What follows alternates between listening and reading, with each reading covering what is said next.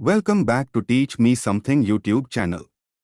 In today's video, I will explain you how to display images in SPI TFT LCD display using ESP32 and SD card module.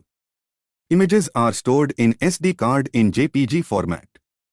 No external SD card reader required for this project. Inbuilt SD card reader which is available in back side of the TFT LCD is used in this project.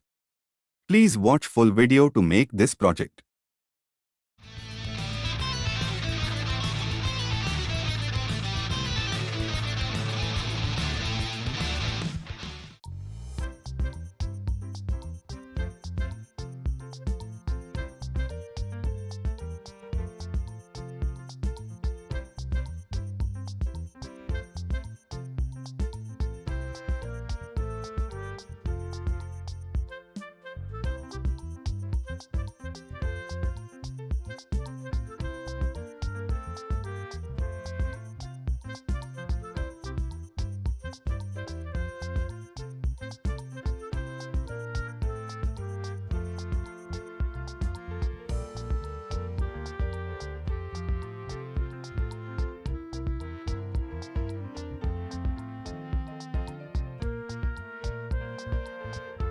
I have given sample photos here to display.